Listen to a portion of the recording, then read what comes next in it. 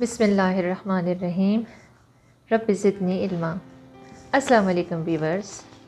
Today I am going to talk about another tragic story of William Shakespeare, and that is like Hamlet, like other stories of Shakespeare, which are tragical. Today I have chosen for you King Lear.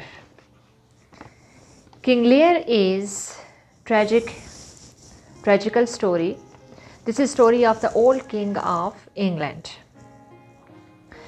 King Lear has 3 daughters. So before stating the story, I am going to tell you about the characters. What are those characters in the story? First of all, there is character of King Lear.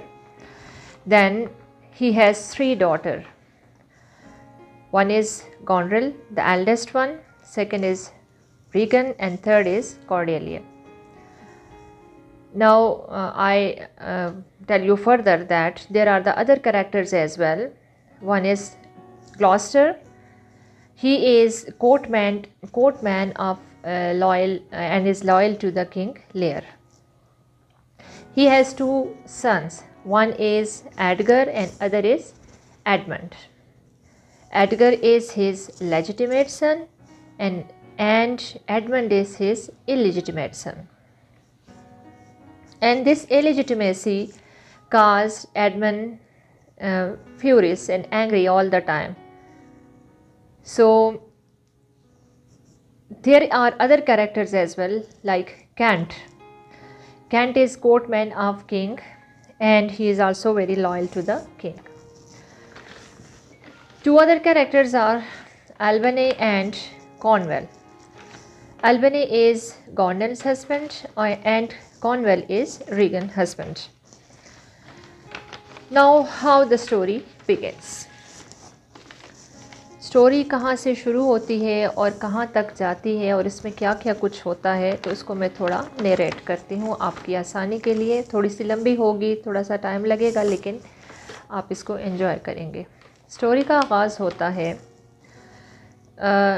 इसी story में King Lear सबसे पहले चाहते हैं कि वो बूढ़े हो चुके हैं और वो चाहते हैं कि वो अपनी ज़िम्मेदारियों से अब थोड़ा बर्दाश्त हो जाएं और वो अपनी रिस्पॉन्सिबिलिटीज़ जो हैं वो अपनी बेटियों को देना चाहते हैं. तो वो अपनी जो स्टेट है उसको डिवाइड करना चाहते हैं अपनी तीनों बेटियों में. लेकिन डिवाइड करने के लिए वो क्या करते हैं, एक पार्टी अरेंज करते हैं और उस पार्टी में वो बहुत से लोगों को इनवाइट करते हैं. जहाँ पर उस पार्टी में उसकी तीनों बेटियाँ होती हैं, उसकी बड़ी 2 बेटियों के हस्बैंड्स होते हैं, तीसरी बेटी की अभी शादी नहीं हुई, तो उसकी शादी के लिए भी कुछ लोग आते हैं, जिनमें के 2 कैरेक्टर्स हैं. एक है बरगंडी और दूसरा है किंग ऑफ फ्रांस. ये 2 लोग आते हैं. अब यहाँ पर किंग ने डिसीजन करना होता है कि उसने अपनी स्टेट किसको देनी है, किस तरह से डिवाइड करनी है. तो वो उनका एक टेस्ट एक तरह से रखता है. वो ये चाहता है कि मुझे ये पता चले कि मेरी कौन सी बेटी मुझसे ज़्यादा प्यार करती है. जो बेटी मुझसे ज़्यादा प्यार करती है, जो मेरा ज़्यादा ख्याल रखेगी, तो मैं उसको स्टेट दूंगा. क्योंकि किंग तो किंग है, वो शुरू से ही ज़्यादा अपनी तारीफ़ें सुनने का आदी होता है. तो उसे ये बात ज़्यादा हमेशा पसंद आती है. जब भी उसकी तारीफ़ की जाती है तो उसे अच्छा लगता है. अब उसकी जो बड़ी 2 बेटियां हैं वो दोनों बड़ी चापलूसी करती हैं और वो किंग के सामने उसकी बड़ी तारीफ़ें करती हैं और वो ये कहती हैं कि उन्हें दुनिया में सबसे ज़्यादा अपने फादर से प्यार है. उन्हें they say that they love their father most than anything in the world. जबकि जो उसकी छोटी बेटी कॉर्डेलिया होती है, वो कहती है कि वो अपने वालिद से इतना ही प्यार करती है जितना कि एक बेटी को अपने बाप से करना चाहिए. किंग को ये बात पसंद नहीं आती. वो इस पर बड़ा खफा होता है और वो इस नाराज़गी में आकर अपनी जो स्टेट होती है वो बड़ी 2 बेटियों के नाम कर देता है और तीसरी बेटी को कुछ 150 पाउंड्स उसको कुछ अपनी स्टेट में से कुछ नहीं देता. स्टेट में वो उसका कोई हिस्सा नहीं देता और बड़ी 2 बेटियों के नाम वो सारी स्टेट कर देता है. अब जब ये वाली बात होती है तो उसके लिए जो 2 लोग आए होते हैं प्रपोज़ल लेकर, जिनमें एक बरगंडी था, वो तो पहले ही पीछे हट जाता है वो ये कहता है कि वो जब ये देखता है कि उसको कुछ नहीं मिला तो वो उससे शादी नहीं करता, जबकि दूसरा जो होता है किंग ऑफ फ्रांस वो फिर भी शादी करने पे राज़ी होता है। He was a nice person and he was willing to marry Cordelia. इस तरह उसकी शादी हो जाती है और वो वहाँ चली जाती है।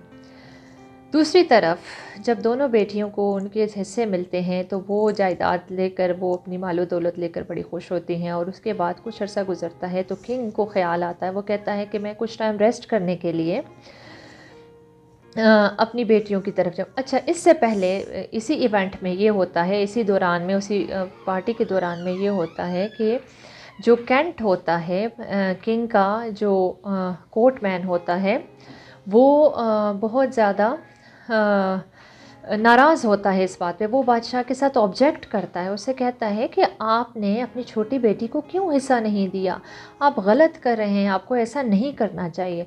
और बादशाह उसकी बात पर भी खफा होकर, उससे नाराज़ होकर उसको बैनिश कर देते हैं, एग्ज़ाइल कर देते हैं, मुल्क से बाहर निकाल देते हैं। खैर कुछ अरसा गुज़रता है, गुज़रने के बाद एक दिन किंग अपनी बड़ी बेटी की तरफ जाने का सोचता है। वो कहता है कि मैं कुछ टाइम अपनी बड़ी बेटी के पास रहूँगा, मेरी बेटी मेरा ख्याल रखेगी, तो मैं जाके उसके पास रेस्ट करता हूँ। क्योंकि वो अब ओल्ड हो चुका होता है और उसको इस तरह से अब रेस्ट की ज़रूरत होती है। जब वो बड़ी बेटी की तरफ जाता है, मैसेंजर उससे मैसेज पहुंचाते हैं। अब किंग ने बाकी सब कुछ तो डिवाइड कर दिया होता है, लेकिन अपने पास 100 नाइट्स रखे होते हैं, क्योंकि वो किंग है और उसे किंग्स की तरह रहना पसंद था। तो वो अपने पैलेस में रहता है और उसके साथ उसके 100 नाइट्स उसके साथ रहते हैं। अब वो जब अपनी बेटी की तरफ जाता है तो अपने 100 नाइट्स साथ लेकर जाता है। जब वो वहाँ पहुँचता है तो उसकी जो बड़ी बेटी है गॉन्ड्रिल, उसको ये चीज़ पसंद नहीं आती कि किंग अपने 100 नाइट्स के साथ, इतने बड़े दस्ते के साथ मेरे घर रहने के लिए आ गया है। तो पहले तो वो बात बात में उसको अनॉय करती है, वो उसको कई तरह की उसकी इंसल्ट करती है और बहुत रूड एटीट्यूड होता है उसका। तो उसकी वजह से जो किंग है वो बहुत ज़्यादा डिसहार्ट हो जाता है और वो सैड हो जाता है। और उसके इस आखिर जब बहुत से दिन गुज़रते हैं, कुछ दिन गुज़रते हैं, तो उसके बाद फिर वो आखिरकार अपने फादर के पास जाती है और उसे कहती है कि आपको इतनी 100 नाइट्स को साथ रखने की क्या ज़रूरत है, आप 50 नाइट्स भी अपने साथ रख सकते हैं और मैं इतनी बड़ी फ़ौज को साथ संभालूंगी। और मतलब इस तरह की बातें करती है जिस पे किंग बहुत शॉक होता है और वो उससे कहता है कि उस वक्त तो तुम बड़ी बड़ी बातें करती थी, जिस वक्त मैं अपनी स्टेट डिवाइड कर रहा था तो उस वक्त तो तुम मुझे बड़ा प्यार दिखा रही थी, और अब तुम मुझे 4 दिन मेरे नाइट्स के साथ अपने घर में नहीं रख सकती। तो किंग वहाँ से नाराज़ होकर उसे कहता है कि मैं तुम्हारे पास नहीं रहता, मैं अपनी छोटी बेटी के पास चला जाऊँगा। तो किंग वहाँ से अपनी छोटी बेटी के पास चला जाता है। फिर वो जब वहाँ जाता है तो अब उसके जाने से पहले ही वो गॉन्ड्रिल अपनी दूसरी सिस्टर को, जो मेड वाली सिस्टर है, उसको वो लेटर भेज देती है और उसे बताती है कि इस तरह से किंग जो है वो रीगन को इन्फॉर्म कर देती है कि किंग तुम्हारे घर आ रहा है और इस तरह से आ रहा है कि वो मुझसे खफा होकर गया। और वो ये बताती है कि वो अपने 100 नाइट्स को साथ लेकर आ रहा है। तो वो जब किंग वहाँ पहुँचता है तो वो अपनी बेटी को बताता है कि मेरे साथ उसने ये कुछ किया। तो वो उसे कहती है कि उसने तो फिर आपको 50 नाइट्स रखने की परमिशन दी, मैं तो 25 से ज़्यादा नाइट्स आपके साथ रखने की परमिशन नहीं दूंगी। आप अगर 25 नाइट्स के साथ रहना चाहते हैं तो रह सकते हैं, इससे ज़्यादा नहीं, वो भी कुछ दिनों के लिए। किंग इस पर बहुत ज़्यादा डिसहार्ट हो जाता है, बहुत डिजेक्टेड हो जाता है और उसके बाद वो बहुत इस बात पे इतना रंजीदा हो जाता है कि वो वहाँ से उसके घर से निकल जाता है और वहाँ से वो चला जाता है। लेकिन वो इस चीज़ पर इतना ज़्यादा डिसहार्ट होता है कि उसने अपनी बेटियों को हिस्सा भी दिया, सब कुछ दिया, लेकिन उसको किस मकसद के लिए दिया था कि बेटियां उसको ओल्ड एज में उसका ख्याल रखेंगी, उसका लुक आफ्टर करेंगी, लेकिन उन्होंने उसका ख्याल बिल्कुल भी नहीं रखा। इसी दौरान में जब किंग अपनी बड़ी बेटी के घर था, उस दौरान में उसने वो जो कैंट, जिसको जो उसका किंग का लॉयल कोर्टमैन था, जिसने कि कॉर्डेलिया पे ऑब्जेक्ट किया था, वो वापस आ जाता है। लेकिन वो यहाँ पर डिस्गाइज में आता है, अपना भेस बदल कर आता है, तो किंग उसको नहीं पहचान सकता। वो आता है और वो यहाँ पर किंग के गार्ड की तरह से वो यहाँ सर्व करता है। लेकिन जब किंग वहाँ से चला जाता है और जब बेटियाँ उसके साथ रूडली पेश आती हैं, तो कुछ ऐसा होता है कि उसको वो पकड़कर कैद कर लेते हैं। अब वो कैद खाने में होता है, जबकि किंग वहाँ से बहुत ही एक बुरे हालात में, बहुत खफकी की हालात में बेटी के घर से निकल जाता है। दूसरी तरफ गॉनरेल और रीगन का जो हस्बैंड होता है कॉर्नवेल, रीगन का हस्बैंड कॉर्नवेल और गॉर्नल, ये तीनों मिलकर क्या करते हैं कि ग्लॉस्टर को उसके घर से निकाल देते हैं। अब ग्लॉस्टर को ये तीनों जो हैं मिल के किंग के अगेंस्ट प्लान बनाते हैं और ये चाहते हैं कि ये किंग से अपना किसी तरह से किंग को ख़त्म कर दें, मार डालें और सारी स्टेट इनको मिल जाए। अब क्योंकि किंग वहाँ से चला जाता है, तो उसके बाद ये होता है कि काफ़ी टाइम जब गुज़र जाता है, दूसरी तरफ एडमंड, जो अब मैंने आपको कैरेक्टर में बताया कि हमारे पास एक कैरेक्टर था ग्लॉस्टर का और उसके दो बेटे थे, एडमंड और एडगर। अब एडमंड और एडगर क्या है कि एडमंड क्योंकि इलिजिटिमेट सन होता है, वो अपने फादर को अपने भाई के अगेंस्ट उसके ख़िलाफ़ ऐसी साजिशें करता है, उसे बताता है कि एडगर जो है वो आपकी सारी दौलत हथियाना चाहता है और आपको मारना चाहता है। ऐसी बातें वो अपने बाप को बताता है, वो उसके ख़िलाफ़ हो जाता है और वो उसको वहाँ से निकाल देते हैं, बल्कि एडगर वहाँ से चला जाता है। जब वहाँ से वो चला जाता है तो वो कहीं दूसरी स्टेट में, किसी दूसरी कंट्री में जाकर भेस बदल कर रहता है और अपना नाम वहाँ वो टॉम रखता है, दूसरे किसी इलाके में वो चला जाता है। अब उस तरफ यहाँ पर एडगर के फादर जो ग्लॉस्टर है, ग्लॉस्टर अब एडमंड के साथ रहता है, तो ग्लॉस्टर एडमंड को बताता है कि हमें क्योंकि ग्लॉस्टर तो किंग का लॉयल होता है, तो वो एडगर को बताता है कि एडमंड को बताता है कि हमें किंग को ढूंढना चाहिए, क्योंकि हमारा जो भी है वो एक ओल्ड किंग है, लेकिन है तो हमारे स्टेट का किंग है, तो हमें उसकी तलाश करनी चाहिए। और साथ ही वो उसे बताता है कि फ्रेंच आर्मी का लेटर आया है और फ्रांस जो है वो इंग्लैंड पर अटैक करने वाला है, तो वो ये कहता है कि हमें कोशिश करनी चाहिए कि हम अपने किंग को वापस ले आएं। अब ये न्यूज़ लेकर एडमंड पहुंच जाता है कॉर्नवेल के पास। जब वो कॉर्नवेल के पास पहुंचता है, तो उसे जब ये ख़बर मिलती है कॉर्नवेल को, तो वो और रीगन और गॉर्नल तीनों मिलकर किंग को किल करने की साजिश करते हैं। लेकिन उस तरफ किंग जो है वो क्योंकि अपनी बेटी के घर से पहले ही निकल के चला गया होता है और वो ऐसे हालत में होता है कि अब उसके जो लाइक इनसेन वो बिल्कुल उसके हाथ अब कुछ नहीं रहा और इनसेन होकर वो वहाँ से निकल जाता है। और उस तरफ उसका जो पैलेस होता है वो भी उन्होंने उसको ज़ब्त कर दिया होता है कॉर्नवेल ने। अब जैसे कैंट जो कि कैद में था, किसी तरह से ख़ुद को वहाँ से आज़ाद करता है और वो किंग की तलाश में निकल जाता है। अब वो किंग को ढूंढने के लिए निकलता है, तो पूछते पूछते आखिरकार उसे एक शख्स बताता है कि उसने किंग और उसके साथ उसका जो फूल है उन दोनों को देखा है वहाँ से जाते हुए। तो वो उससे ये इन्फॉर्मेशन जब लेता है तो उसको अपना पर्स दे देता है और उसके साथ उसको एक रिंग देता है और उसे क्या रिक्वेस्ट करता है कि मेरी ये रिंग लेकर जाओ किंग की बेटी, छोटी बेटी कॉर्डेलिया के पास, और उसे जाकर ये इन्फॉर्म करो कि तुम्हारा फ़ादर जो है वो बहुत बुरी स्टेट में है, बुरी कंडीशन में है, उसको उसके साथ उसकी बेटियों ने ये बुरा एटीट्यूड किया है जिसकी वजह से वो डिसहार्ट होकर वो अब इनसेन हो गया है और वो बिल्कुल अपनी स्टेट से बाहर इधर उधर फिर रहा है। अब वो ये न्यूज़ तो वो उसकी बेटी के लिए भेज देता है, लेकिन ख़ुद वो ढूंढता है और फिरता है और आखिरकार वो किंग तक पहुंच जाता है और वो उसे वहाँ से लेकर एक हट में चला जाता है।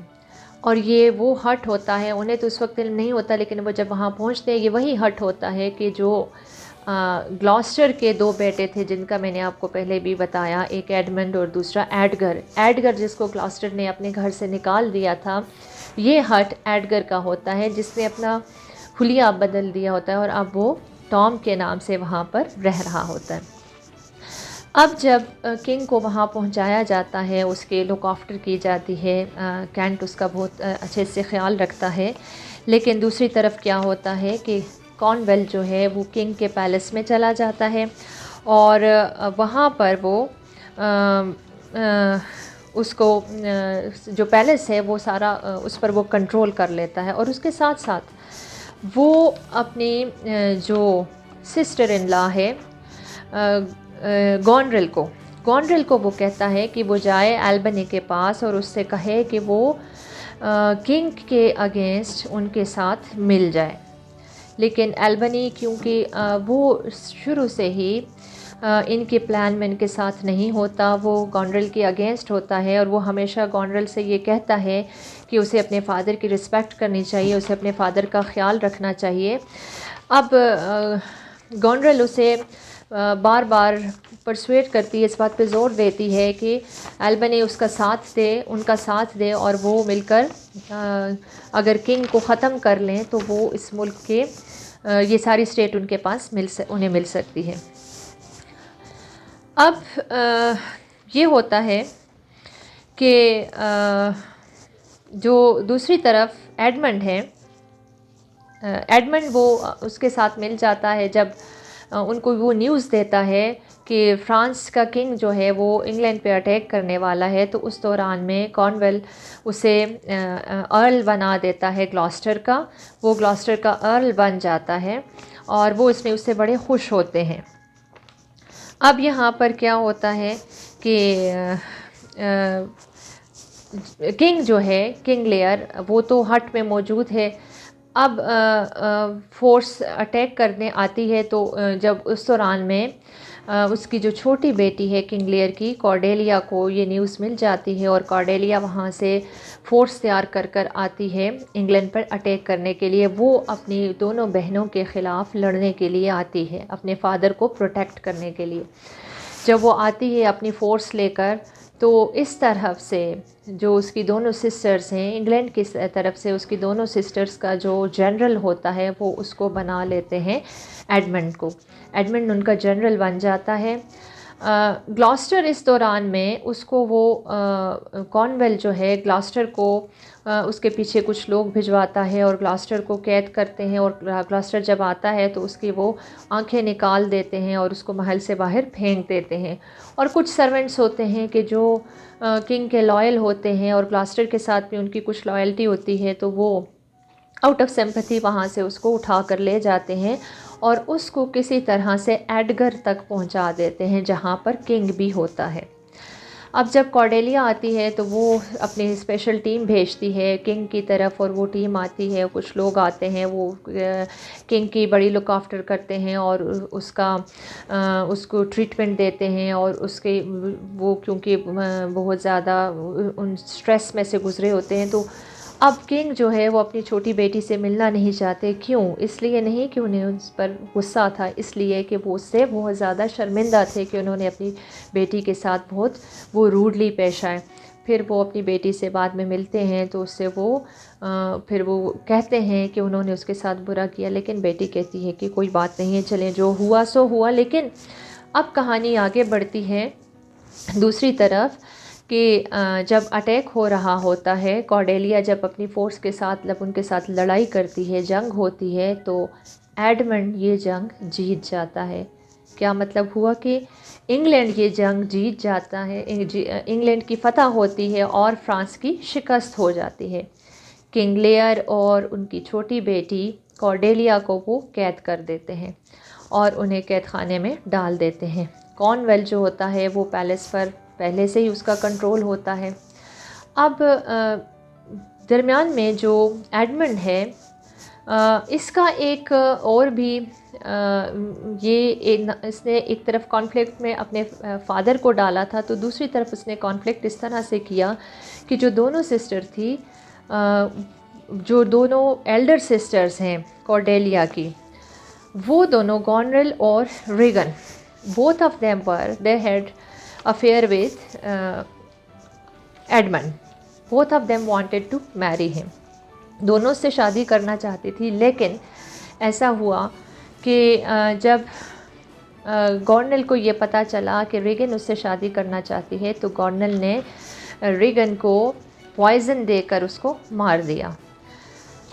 जैसे ही फतह होती है और उसके बाद जब किंग और कॉर्डेलिया दोनों को कैद में डाला जाता है, तो एडगर अपने भाई एडमंड का कत्ल कर देता है, वो उसको मार डालता है। और एडमंड जैसे ही उसकी डेथ होती है, तो जो दूसरी सिस्टर रीगन होती है वो भी डिसहार्ट होकर सुसाइड कर लेती है।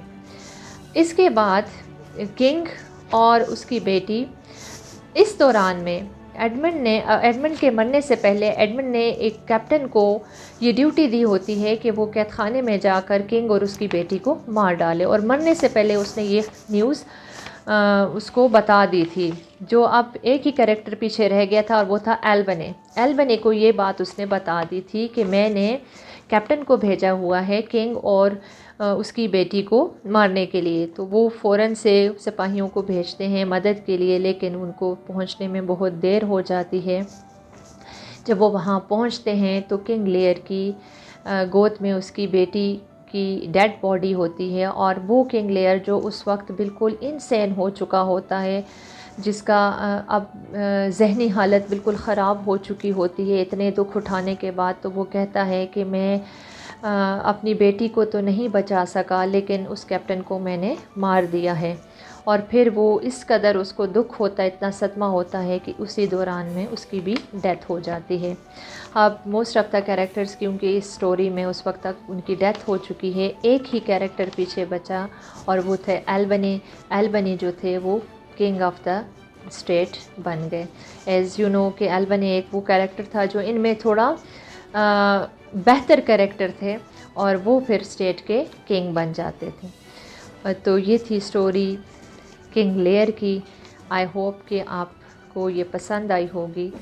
We will see you again. Please like, subscribe and my channel. Thank you.